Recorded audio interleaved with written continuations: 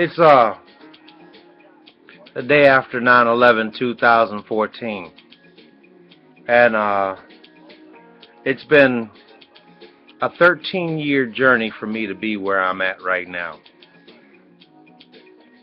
And I would guess the reasoning why I decided to make this video was just to get some of that 13 years off my chest too.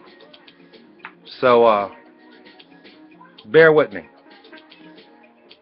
My name is Hafez Harris. Hafez.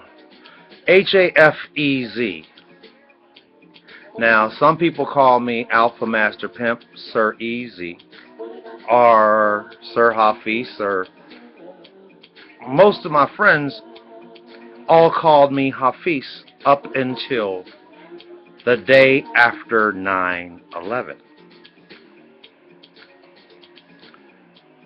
Now, it took me 13 years to actually sit back and try to figure out why did all this happen and how did this happen and what was the catalyst to it all. I'm a stagehand, DJ, musician, few other things by trade, now unionized, and I led a pretty fruitful life in my industry.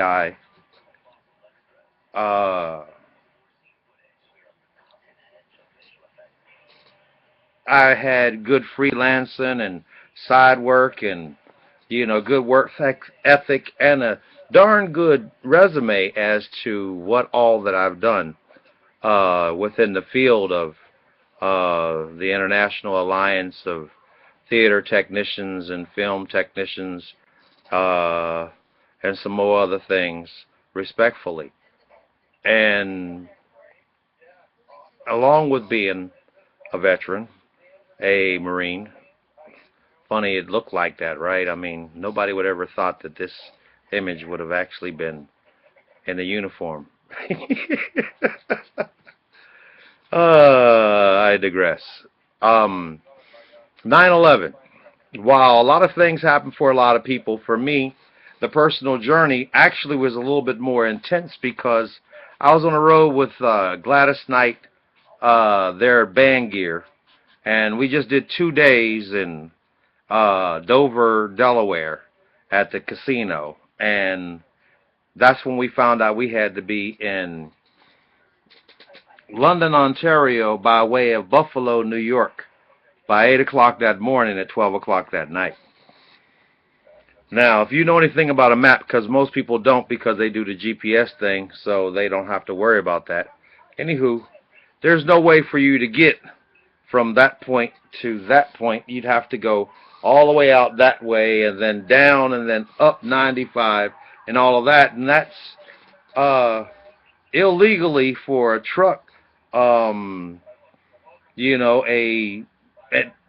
best 12, 14-hour haul, and that's not even counting traffic. Well, so we had to sit back and figure out how to go through every one of these little goat paths all up along the coast to make it all the way through New York, then up to Buffalo, and then across the border. And it was 6 o'clock, and we were still told that I don't care what time it is, you show up to where you're supposed to be at the best time that you could possibly do, because, well, we actually performed a miracle getting from Delaware to Buffalo and then to the border by 5:30 or whatnot. And then it took us another half an hour and some change to drive to London, Ontario.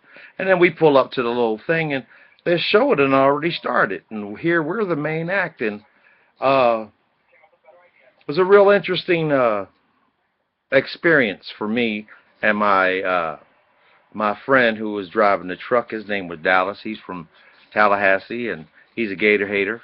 Dirty white boys. Pretty cool people. So anywho,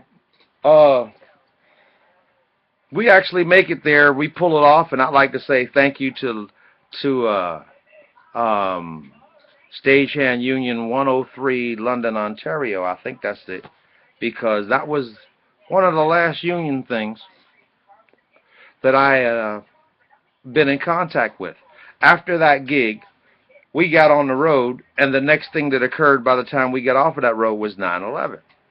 We actually didn't see the towers come down until we were in Memphis, I think, or one of those Tennessee states. And at that point, we was hauling ass back so he can drop me off in Atlanta. I got to Atlanta, it was a ghost town. I'm sitting back here, and I'm like, I don't know what the hell to do. At that point, everybody's in this state of shock and freaking out, and I'm stuck in Atlanta with a handful of cash, and there's absolutely nobody in my building because I stayed in between the 11th Court of Appeals and the Treasury Department and the Atlanta Journal-Constitution downtown. And, that was one place that even the bums didn't want to be because nobody knew where the next strike was going to happen. In the meantime, in between time, I have to go from that point to, oh, shit. All right, so now, now what? From the point that all that existed, me as who I am and my name changed the realities that I've had to live with, that has taken me 13 years to finally get to a point where I'm noticing more people more comfortable with pronouncing my name out loud, Hafez. At a certain point, right after or at 9/11, things got funky. It got so funky that every time that, everybody stopped working and dropped everything, but as soon as they went back to start picking everything up, I'm trying to ask for any kind of work that's going out there, and people just couldn't even pronounce my name. They were, come on, man, come on, well, well, now I'm not working with people that I've built companies with. Then all of a sudden I get this doggone strange call from the union telling me, get your ass down there and go to work at the convention center. And I'm going, well, I didn't call you and tell you I was available for work. And he's, look, you want this money or not? I didn't know who the hell this was. I'm just sleeping, slightly depressed, and I get this miracle union call, and so I jump on it. I go down there and find out that we were sent down there to set up the first speech that the President of the United States had to make to the country and the world right after 9/11. Now, I don't need to rewind that because you have a rewind on this video. At that point, I experienced several things. One of the things that I experienced more than anything else is that I had no idea that there were black people who were Secret Service that were that close to the president and stuff, because I always thought that, white folks of power really, feared, us darkies, and that was contrary to belief. But I was conditioned by that because I grew up in Georgia. And, even though you believe that, because I came from Pittsburgh, Pennsylvania, it wasn't no better up there than it was down there. So I'm feeling a whole lot better about myself, even though I'm still getting treated by these guys who can't believe that out of everybody in the damn city of, Atlanta, my ass was the only black ass on the crew, out of the few who were, sequestered to go, perform this duty of making sure that the President of the United States is secure in order for him to make his first official speech to the world and the country. So I'm thinking, all right, my black ass is cool. If nothing else, I can use that as a calling card. Last time I worked for 6 months. By the time that everything got to where it's at now, I've lost more things twice. I've been faced with becoming a whole different identity, because the first job that I did when I got here, where at least I could get a job, my name was changed. What's your name? Hafez. Well, spell that for me. H-A-F-E. All right, we'll call you Easy. 13 years I've been Easy. I've never had a nickname in my entire life. And this is the day after 9/11. And it's taken 13 years for me to not have that weight of, ain't this some bullshit?